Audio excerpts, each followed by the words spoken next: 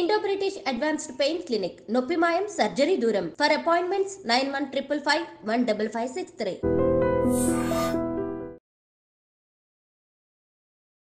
Hi hello నమస్తే welcome back to dream media. ఈరోజు మనతో ఉన్నారు amphi certified mutual fund distributor అయిన బోనగల సలోమన్ గారు. సార్తో మాట్లాడదాం. Hi sir. నమస్తే అండి విరాట్ గారు. సార్, ప్రీవియస్ ఎపిసోడ్లో మీరు అంటే హోమ్ లోన్ తీసుకోవడానికి ముందు తీసుకోవాల్సిన జాగ్రత్తలు, ఎవరైనా సరే ఎమోషనల్గా ఫీల్ అయ్యి ఇల్లు కొనేయొద్దు, జాగ్రత్తగా లేకపోతే ఇబ్బంది పడాల్సి వస్తుంది అని చెప్పడం.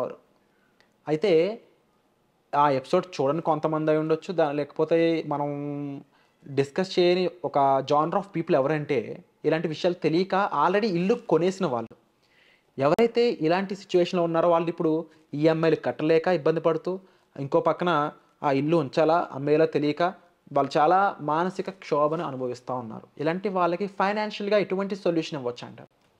విరాట్ గారు, ఇప్పుడు చూడండి, మనం ఐ డ్రీమ్ ఛానల్ ద్వారా ఫస్ట్ థింగ్ ఏంటంటే మనం ఫైనాన్షియల్ లిటరసీ, ఫైనాన్షియల్ ఎడ్యుకేషన్ ఇవ్వాలని సంకల్పం మనం నిర్ణయించుకున్నాం. మనం పోయిన ఎపిసోడ్లో ఏం చెప్పామంటే అసెట్స్, లయబిలిటీస్. ఇల్లు ఆస్తి, ఇల్లు అప్ప. ఇల్లు ఆస్తి ఎప్పుడంటే ఈఎంఐ ద్వారా తీసుకోకపోతే ఇల్లు ఆస్తి. ఈఎంఐ ద్వారా తీసుకుంటే అంటే ఏం అసెట్ బిల్డ్ చేసుకోకుండా ఈఎంఐ ద్వారా తీసుకుంటే అప్పుల ఊబిలో కూరుకుపోతారు. ఎందుకంటే అప్పుల ఊబిలో కూరుకుపోకపోయినా జీవితాంతం ఈఎంఐ కోసం పనిచేయాలి, అంటే బ్యాంక్స్ కోసం పనిచేయాలి, లయబిలిటీస్ కోసం పనిచేయాలి. ఎప్పుడు అసెట్ బిల్డ్ చేసుకోకుండా చేస్తే. జనరల్గా మనం అనుకున్నాం కదా లాస్ట్ టైం, వాళ్ళ తల్లిదండ్రుల కోసం, చుట్టుపక్కల వాళ్ళ కోసం, గొప్ప కోసం వెంటనే జాబ్ వచ్చిన వెంటనే ఇల్లు ఉండాలనే ఎమోషన్ వల్ల వెంటనే వాళ్ళు ఒక ₹1,00,00,000 ఇల్లు కొంటే నెలకి 70,000, 80,000 ఈఎంఐ జీవితాంతం. తర్వాత కార్ లోను, క్రెడిట్ కార్డులు, పిల్లలకు ఎడ్యుకేషన్ కోసం రకరకాల అప్పులు, జీవితకాలం ఈఎంఐ కోసం వెళ్తున్నారు. సో అసెట్ బిల్డ్ చేసుకునే వెళ్ళమని చెప్పాం. అయితే మన ఎపిసోడ్ టెలికాస్ట్ అయ్యే టైంకే బిఫోర్ కొంతమంది అసెట్ బిల్డ్ చేసుకోకుండా ఈఎంఐలో ఉంటే వాళ్ళకి సొల్యూషన్ కోసం మనం ఎపిసోడ్ చేస్తున్నాం. ఏమి అసెట్ బిల్డ్ చేసుకోలేదు వాళ్ళు. ఒక 10 లక్షలు, 20 లక్షలు డౌన్ పేమెంట్ చేశారు. ఒక ₹1,00,00,000 ఇంటికి ఒక 80 లక్షలు ఇల్లు తీసుకున్నారు, 80 లక్షలు లోన్ తీసుకున్నారు. దానికి ఎంత పడుతుంది? 20 ఇయర్స్ అంటే సుమారుగా 72,000. అంటే 1,000 అటు ఇటుగా 80 లక్షల లోన్కి సుమారుగా 72,000 ఈఎంఐ 20 ఏళ్ల పాటు కట్టాలి. అంటే 80 లక్షల లోన్కి ఈఎంఐతో కలిసి మొత్తం 20 ఏళ్ల పాటు అతను కట్టేది 1,70,00,000 కడతాడు. అంటే డబల్కి డబల్. సో మనం ఏం చేస్తున్నామంటే అసెట్ బిల్డ్ చేసుకోలేదు, ఇరుక్కున్నాడు. వాళ్ళకి మనం ఏం చెప్తున్నాం, 72,000 ఈఎంఐ కడుతున్నారు. కష్టమో నష్టమో ఇంకొక 8,000 సిప్ స్టార్ట్ చేయండి ప్యారలల్గా. ఎందుకు? 80 లక్షల లోన్కి ఇంకొక 90 లక్షలు అడిషనల్గా మీరు పే చేస్తున్నారు. ఈ 90 లక్షలు మీకు మళ్ళీ రావాలంటే వైజ్గా ఇన్వెస్ట్ చేయండి. 72,000 మీకు ఈఎంఐ పోతుంది, ఇంకొక 8,000 ఇన్వెస్ట్మెంట్ స్టార్ట్ చేయండి. సేవింగ్స్ వద్దు, ఎక్కడ బ్యాంకులో, ఎఫ్డి వద్దు, ఎండోమెంట్ వద్దు. మనం ఇది ఎడ్యుకేట్ చేస్తున్నాం ప్రజలకి. ఎప్పుడు కూడా ఇన్వెస్ట్మెంట్ ఎలా ఉండాలంటే ఇన్ఫ్లేషన్ కంటే ఎక్కువ రావాలి, ద్రవ్యోల్బణం కంటే. సేవింగ్స్, బ్యాంక్స్, ఎఫ్డీలు, ఎండోమెంట్ పాలసీస్, పోస్ట్ ఆఫీసులు ఇవన్నీ ఇన్ఫ్లేషన్, ట్యాక్స్ కట్ చేస్తే ఇన్ఫ్లేషన్ కంటే తక్కువ వస్తుంది. వద్దు. రియల్ ఎస్టేట్ కొనలేడు, ఎలాగూ ఇక్కడ ఈఎంఐలో ఇరుక్కున్నాడు కాబట్టి. సో 8,000 20 ఇయర్స్ లోన్తో పాటు ప్యారలల్గా పెట్టుకోండి. ఓకేనా విరాట్ గారు? అప్పుడు ఏమవుతుందంటే మీకు నెలకి 8,000 లెక్కన మీరు 20 ఇయర్స్ పెట్టుకుంటే, అప్పుడు విరాట్ గారు నెలకి 8,000 20 ఇయర్స్ పాటు మనం సిప్ పెట్టుకుంటే మీకు ఈఎంఐ ద్వారా ఎక్స్ట్రా కట్టిన 90 లక్షలు అజ్యూమ్ 12%తో మీకు వెనక్కి వచ్చేస్తాయి. ఇక్కడ అర్థం చేసుకోవాల్సింది ఏమిటంటే 12% గ్యారంటీడ్ అంటే ఈక్విటీ మ్యూచువల్ ఫండ్స్లో గ్యారంటీడ్ కాదు. కానీ మనం ఎందుకు 12% ఇస్తున్నామంటే సెన్సెక్స్ చరిత్ర గత 45 ఏళ్ళ నుంచి ఎన్ని ఒడిదుడుకులు ఉంటే కూడా 15% వస్తుంది. కోవిడ్ కానీ, గ్లోబల్ క్రైసిస్ కానీ, టెక్ బబుల్ కానీ, కేతన్ పరేఖ్ స్కామ్ కానీ, హర్షద్ మెహతా స్కామ్ కానీ, 2 ప్రధానమంత్రులు చంపబడ్డారు, పాకిస్తాన్తో కార్గిల్ యుద్ధం, ఒకటి కాదు ఎన్ని ఇన్సిడెంట్స్ వస్తే కూడా 15% వచ్చినాయి. సో 12% అజ్యూమ్ చేస్తే కూడా నెలకి 8,000 సిప్ అంటే 72,000 ఈఎంఐకి ఇంకొక 8,000 సిప్. ఇది ఇన్వెస్ట్మెంట్. అదేమో ఈఎంఐస్ కోసం పనిచేస్తున్నారు. మీరు కట్టిన ఎక్స్ట్రా డబ్బు వెనక్కి రావాలంటే నెలకి 8,000 సిప్ మీరు ప్యారలల్గా పెట్టుకుంటే మీకు 20 సంవత్సరాల్లో సుమారుగా ఆ 80 లక్షలు ఎక్స్ట్రా కట్టిన 80-90 లక్షలు 12%తో వెనక్కి వస్తాయి. సో మనం ఎప్పుడు కూడా మన ప్రజలకు ఏం చెబుతున్నాం అంటే ఈఎంఐ ద్వారా ఇల్లు కొనుక్కుంటే అది అసెట్ కాదు, లయబిలిటీయే. అయితే ఇప్పటి నుంచి ఎవరైతే యూత్ కొత్తగా జాబ్ వస్తుందో, మిడిల్ క్లాస్ వాళ్ళు ఎవరు ఉన్నవాళ్ళు, అంటే 1 లక్ష జీతం 1,50,000 జీతం ఉన్నవాళ్ళు 1 కోటి రూపాయలు ఇల్లు కొనుక్కోవాలనుకున్నప్పుడు ఫస్ట్ అసెట్ బిల్డ్ చేసుకోండి. చేసుకున్నాక మాత్రమే ఇల్లు కొనుక్కోండి. లేదు మీరు ఆల్రెడీ కొని ఉన్నారు, ఏదో ఎమోషనల్గా కొని ఉంటే ప్యారలల్గా ఇంకా మిగలట్లేదు అనుకోవద్దు. ఎలాగోలా మీరు అడిషనల్ ఇన్కమ్ జనరేట్ చేసుకోండి. ఒక 8,000 ఇక్కడ 72,000 కడుతున్నాం మనం ఈఎంఐ, ఇంకొక 8,000 సిప్ దీర్ఘకాలం ఒక 20 ఏళ్ళు పెట్టుకుంటే మీరు కట్టిన మీ యొక్క హార్డ్ ఎర్న్డ్ ఇంట్రెస్ట్ అంతా మీకు వెనక్కి వస్తుంది. ఇది ఒక సొల్యూషన్. అసెట్ బిల్డ్ చేసుకోకుండా ఆల్రెడీ ఈఎంఐలు ఇరుక్కున్న వాళ్ళ కోసం ఇది ఒక సొల్యూషన్.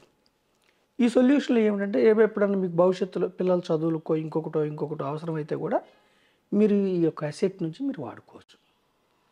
సో మనం ఏం చెప్తున్నామంటే ఆల్రెడీ ఈఎంఐలు ఇరుక్కున్న వాళ్ళకి ప్యారలల్గా అసెట్ బిల్డ్ చేసుకోవడం కోసం ఇన్వెస్ట్మెంట్, ఈక్విటీ మ్యూచువల్ ఫండ్స్ అనే ఇన్వెస్ట్మెంట్ స్టార్ట్ చేసి ధనవంతులుగా అమ్మని మనం చెప్తున్నాం మన ఎపిసోడ్ ద్వారా. Wonderful sir. అండ్ అంటే ఇలాంటి ఇన్వెస్ట్మెంట్స్ చేసేటప్పుడు కూడా ముఖ్యంగా వాళ్ళు ఒక డిస్ట్రిబ్యూటర్ని, మ్యూచువల్ ఫండ్ డిస్ట్రిబ్యూటర్ని కన్సల్ట్ చేయడం అనేది ఎటువంటి ఒక మంచి బెనిఫిట్ ఇస్తుంది, డైరెక్ట్గా చేసినప్పుడు ఎటువంటి ఇబ్బందులు ఉంటాయి అంటారు? ఇప్పుడు చూడండి విరాట్ గారు, మనకి ఈక్విటీస్ అంటే స్టాక్స్ అండి.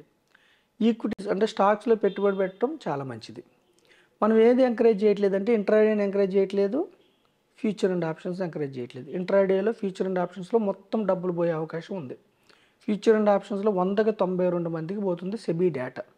సో ఇప్పుడు సెబీ స్ట్రిక్ట్ కూడా చేసింది, ఫ్యూచర్ అండ్ ఆప్షన్స్ కొంచెం తగ్గింది డబ్బులు పోగొట్టుకోవటం, మన తెలుగు పీపుల్ ఎక్కువ. సో అవి రెండొద్దు. ఇన్వెస్ట్మెంట్ 2 రకాలు. అయితే స్టాక్స్లో చేయొచ్చు డైరెక్ట్గా, equity mutual fund. Direct stocks కొంటే మనం చాలా రీసెర్చ్ చేయాలి. స్టాక్స్ ఒక కంపెనీ యొక్క బ్యాలెన్స్ షీట్ ఎలా ఉంది, ఆ కంపెనీకి ఆర్డర్స్ ఎలా ఉన్నాయి, ఆ కంపెనీ నెట్ ప్రాఫిట్స్ ఎలా ఉన్నాయి, ఆ రంగంలో కాంపిటీషన్ ఎలా ఉంది, ఏ విధంగా ఉంది, ఆ రంగంలో భవిష్యత్తులో అవకాశాలు ఎలా ఉన్నాయి, దేశ ఆర్థిక పరిస్థితులు, ఎన్నో రకాలుగా మనం చూడాలి. మనం జనరల్గా మన రోజువారీ వర్క్స్లో మనం బిజీగా ఉంటాం. ప్రతి ఒక్కరు ఎవరు ప్రొఫెషన్ వాళ్ళకు ఉంటుంది, బిజీగా ఉంటారు. సో స్టాక్స్ మంచిది. ఎప్పుడు నాలెడ్జ్ ఉండి మీకు ఓపిక ఉండి అంతా మీరు ఎనాలిసిస్ చేసుకుంటారంటే స్టాక్స్ ఆర్ వెరీ గుడ్. స్టాక్స్లో కూడా మన భారతదేశంలో 5,000 స్టాక్స్ ఉన్నాయి విరాట్ గారు. 5,000 స్టాక్స్లో మార్కెట్ క్యాపిటలైజేషన్ ఎక్కువ ఉన్నది ఫస్ట్ టాప్ 500 స్టాక్సే. ఎప్పుడు కూడా టాప్ 500 స్టాక్స్లోనే మీరు ఇన్వెస్ట్ చేస్తే మీకు లిక్విడిటీ ప్రాబ్లం రాదు. 500 స్టాక్స్ పైన పోయారనుకోండి, పెరగడం బాగా పెరిగినా ఒక్కోసారి తగ్గినప్పుడు విపరీతంగా తగ్గుతాయి, లిక్విడిటీ సమస్య వస్తుంది కరెక్షన్ అప్పుడు. సో టాప్ 500 స్టాక్స్లో మీరు రీసెర్చ్ చేసి చేసుకోవాలి. అసలు ఈ గొడవంతా లేకుండా హ్యాపీగా మనకి మన దేశం ఇచ్చిన వరం, సెబీ ఇచ్చిన వరం, యాంఫీ ఇచ్చిన వరం, ఈక్విటీ మ్యూచువల్ ఫండ్స్. మన కోసం ఫండ్ మేనేజర్ ఉంటాడు. ఇప్పుడు చూడండి, చిన్న టిప్స్కి ఎంత ఛార్జ్ చేస్తున్నారు బయట, మన కోసం ఫండ్ మేనేజర్ ఉంటాడు. ప్రతి మ్యూచువల్ ఫండ్ సంస్థలో బయ్యింగ్ రీసెర్చ్ టీం ఉంటుంది, సెల్లింగ్ రీసెర్చ్ టీం ఉంటుంది. పైగా మ్యూచువల్ ఫండ్ ఎప్పుడు కూడా ట్రస్ట్ రూపేణ ఫామ్ అవుతుంది. అంటే ఏదైనా స్టాక్, వాళ్ళు కూడా మానవ మాత్రం ఏదైనా స్టాక్ బై మిస్టేక్లో రాంగ్ పిక్ చేసుకుని అనుకోండి, వెంటనే సెల్ చేస్తారు వాళ్ళు ట్రస్ట్ కదా, వాళ్ళకి ట్యాక్స్లు ఉండవు. మనం కొనుక్కున్నాం అనుకోండి విరాట్ గారు, కొన్ని స్టాక్స్ బై మిస్టేక్లో ఇది పడుతుంది అనుకో, మనం అమ్మామనుకోండి, షార్ట్ టర్మ్ ట్యాక్స్ అయినా పడుతుంది, లాంగ్ టర్మ్ అయినా పడుతుంది. 1 year లోపు అయితే షార్ట్ టర్మ్, 1 year తర్వాత long term. Mutual funds trust రూపేణ ఉంటాయి, ట్యాక్స్ ఉండదు. టీం ఉంటుంది, ఎప్పుడు కొనాలి ఎప్పుడు అమ్మాలి, రీసెర్చ్ టీం ఉంటుంది. రెండోది ఏంటి, మ్యూచువల్ ఫండ్స్ మన జనాలు ఏమనుకుంటారంటే, మనం మ్యూచువల్ ఫండ్ సంస్థలకు ఇస్తే స్టాక్స్లో వచ్చిన లాభాల్లో మ్యూచువల్ ఫండ్స్ తీసుకుంటే అనుకోండి, మ్యూచువల్ ఫండ్స్ ఏమి తీసుకోవు. అసలు మ్యూచువల్ ఫండ్స్ మన లాభాల్లో ₹1 కూడా తీసుకోరు. మనకు నష్టం వచ్చినప్పుడు ₹1 కూడా దాచిపెట్టరు. లాభం వచ్చినా యాజ్ ఇట్ ఈజ్గా ట్రాన్స్ఫర్ చేస్తారు, నష్టం వచ్చినా యాజ్ టీజీకి ట్రాన్స్ఫర్ చేస్తారు. మరి ఏంటి వాళ్ళు ఏమైనా చారిటీ చేస్తున్నారా? కేవలం ఎక్స్పెన్స్ రేషియో, ఖర్చుల కోసం సెబీ రూల్స్ ప్రకారం ప్రతి ఫండ్కి ఎక్స్పెన్స్ రేషియో అని ఉంటుంది. అది 2% కంటే ఎక్కువ ఉండదు, మ్యాక్సిమం 2% ఉంటుంది. అంటే 100కి సంవత్సరానికి ₹2, నెలకి కాదు 100కి సంవత్సరానికి ₹2 డివైడెడ్ బై 365 వేసి ఎవ్రీడే తీసుకొని ఎన్ఏవి క్యాలిక్యులేట్ చేస్తారు. సో మనం ఏం చెప్తున్నాం అంటే పూర్ కానీ మిడిల్ క్లాస్ కానీ ధనవంతులు కూడా మీకు టైం ఉండదు. టైం ఉన్నప్పుడు ఈక్విటీ మ్యూచువల్ ఫండ్లో ఆరాంగా సెన్సెక్స్లో టాప్ 30 కంపెనీస్ లిక్విడ్ స్టాక్స్లో పెడితేనే 15% వచ్చినాయి. ఎన్ని ఒడిదుడుకులు ఉంటే కూడా, ఒకప్పుడు మనకి ఇది సెబీ రాకముందు అంత రెగ్యులేషన్ లేదు, సెబీ వచ్చిన తర్వాత చాలా హై రెగ్యులేటెడ్ ఇప్పుడు. అని ఇంకా రూల్స్ అండ్ రెగ్యులేషన్స్ తీసుకురావచ్చు. ఇంకా ఎప్పుడు సెబీ ఎప్పుడు కూడా ఇన్వెస్టర్ ప్రయోజనాలు. అలాంటప్పుడు డైరెక్ట్గా స్టాక్స్లోకి వెళ్ళి తలబొద్దలు అంటే నాలెడ్జ్ ఉంటే మీరు వెళ్ళండి, నేను కాదంటలేదు. ఈక్విటీ మ్యూచువల్ ఫండ్స్ మనకి ఇచ్చిన వరం. అయితే ఒక్కటే డిసడ్వాంటేజ్ ఏమిటంటే విరాట్ గారు మీరు అన్నట్టు వేలకు వేల స్కీమ్స్ ఉంటాయి ఈక్విటీ మ్యూచువల్. ప్రతి ఫండ్ హౌస్లో వేలకు వేల స్కీమ్స్ ఉంటాయి. Sector funds, liquid funds, debt funds, hybrid వేలు. డిస్ట్రిబ్యూటర్ కానీ ఫైనాన్షియల్ ప్రొఫెషనల్ కానీ మీరు ఆశ్రయిస్తే ఫస్ట్ ఇక్కడ రిస్క్, మీ రిస్క్ని వాళ్ళు ఎంత రిస్క్ తీసుకుంటారు సార్? దానికన్నా ముందు మెంటల్గా ప్రెషర్ తగ్గిస్తుంది సార్ నాకు. అసలు సైకలాజికల్ ఎమోషన్స్ చాలా తగ్గుతుందండి. అసలు డబ్బు సంపాదించేదే సైకలాజికల్గా మనం చాలా ప్రశాంతంగా ఉంటాం. ఈక్విటీ మ్యూచువల్ ఫండ్స్ ఈక్విటీస్లో ఎప్పుడు కూడా short term high risk, long term risk తగ్గిపోతూ ఉంటుంది.